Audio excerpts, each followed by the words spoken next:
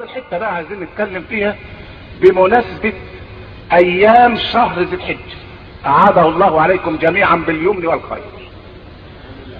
هو بعد بكره جايز يكون اول ذي الحجه، يا الخميس يا الجمعه على حسب رؤيه الهلال، والهلال هيشوفوه بكره. طيب نعمل ايه في التسعه الاوائل من ذي الحجه؟ اسمع كلام النبي: ووحد الله، قل لا اله الا الله. بيقول ايه النبي؟ بيقول: ما من ايام العمل احب الى الله منه في هذه.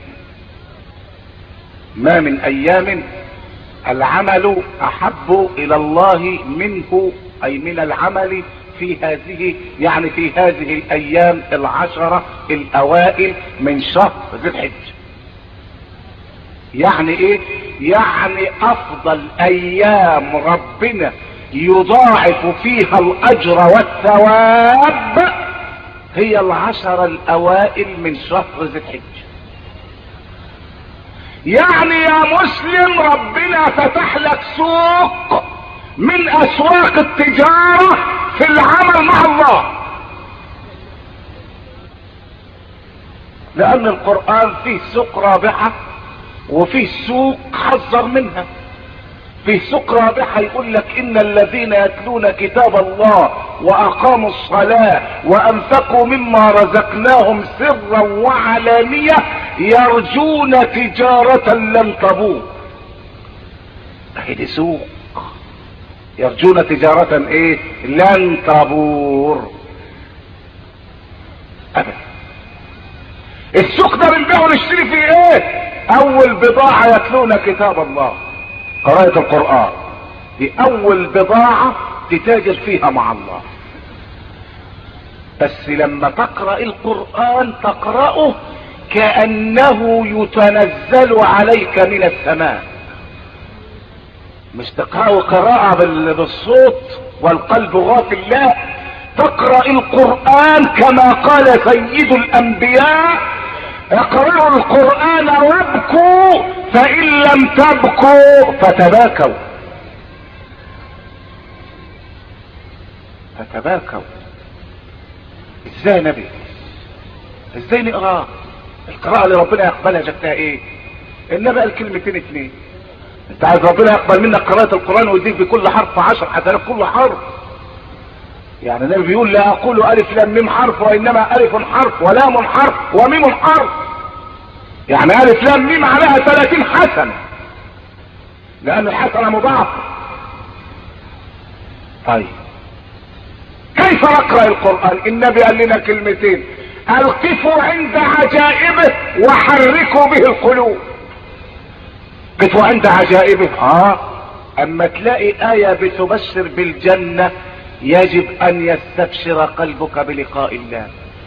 اما تلاقي آية بتنذر من عذاب النار يجب ان تشعر كأن لقاء الله قد حان، فاستعد للنجاة من عذاب الله. اصحاب النبي كانوا كده.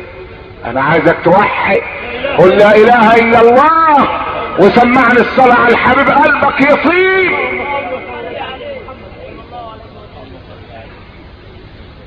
شوف اصحاب النبي نظر الله اليهم في جوف الليل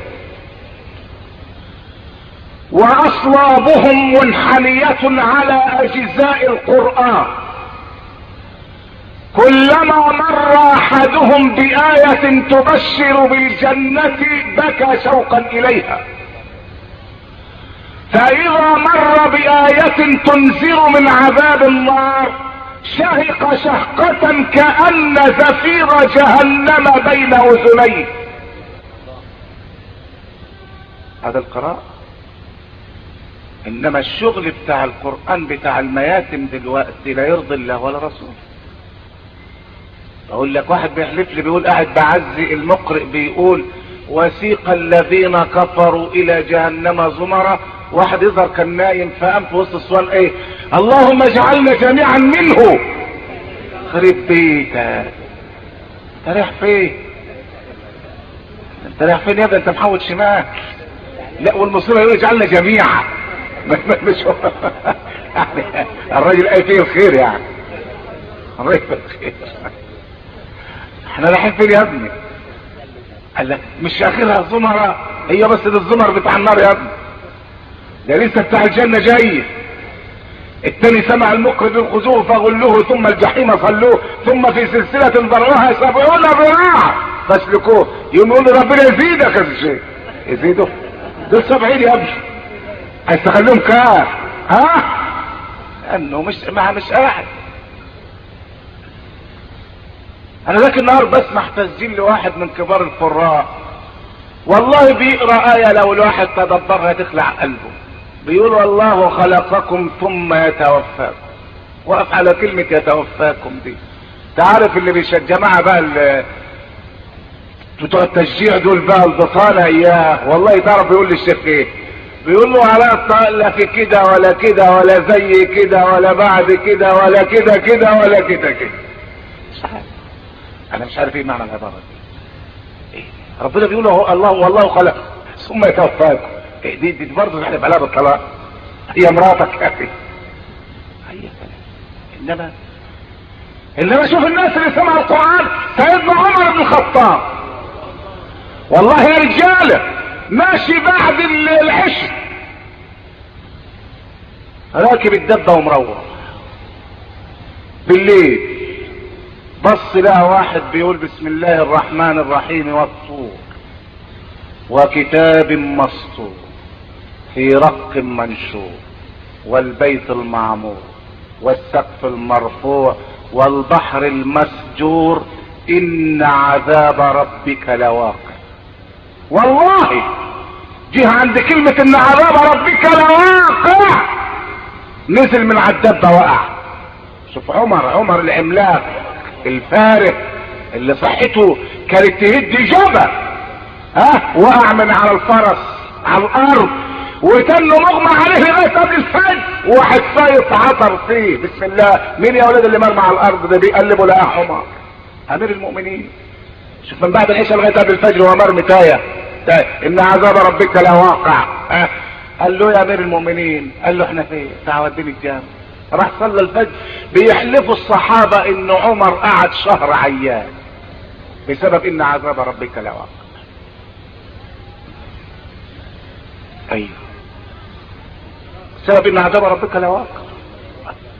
ده النهارده شوف القرآن بيتعمل فيه ايه.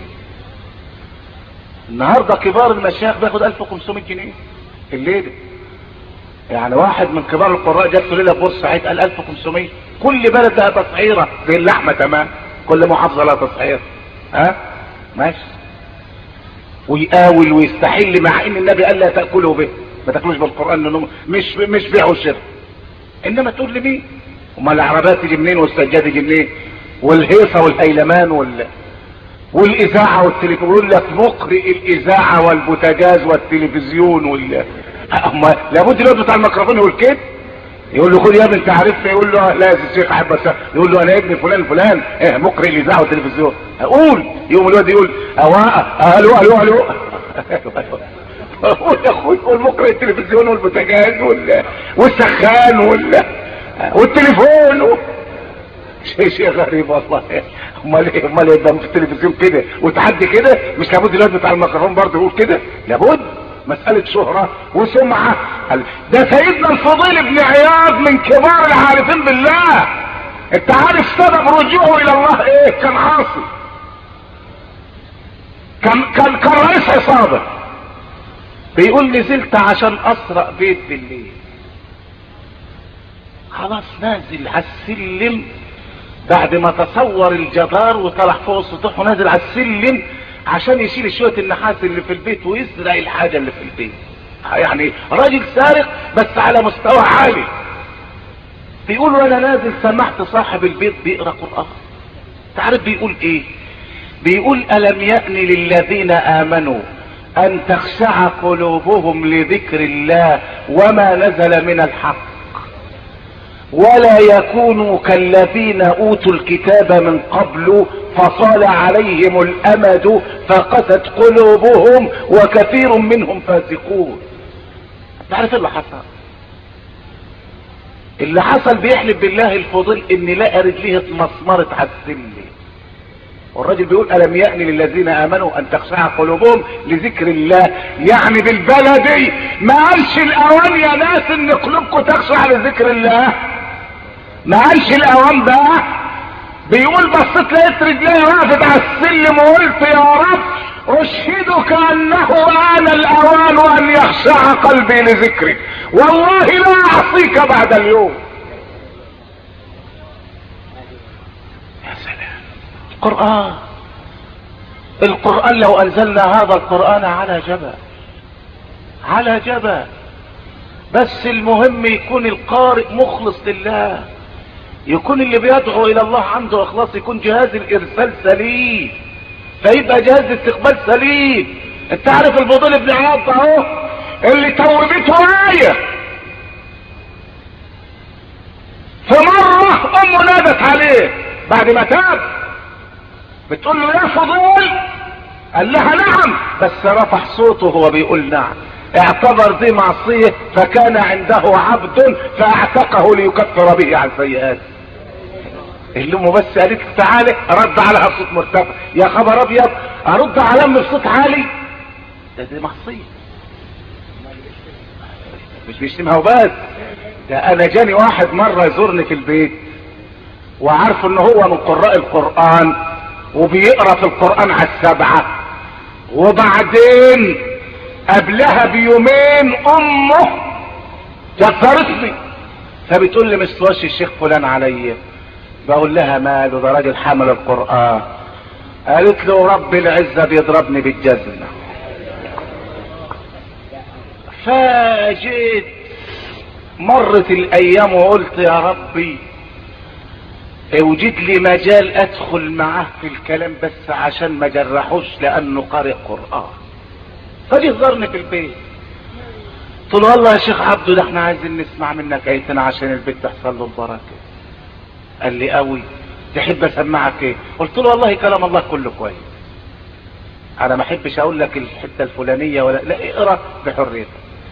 انت عارف قريه والله العظيم كده، وقضى ربك الا تعبدوا الا اياه وبالوالدين احسانا، اما يبلغن عندك الكبر احدهما او كلاهما فلا تقل لهما اف ولا تنهرهما.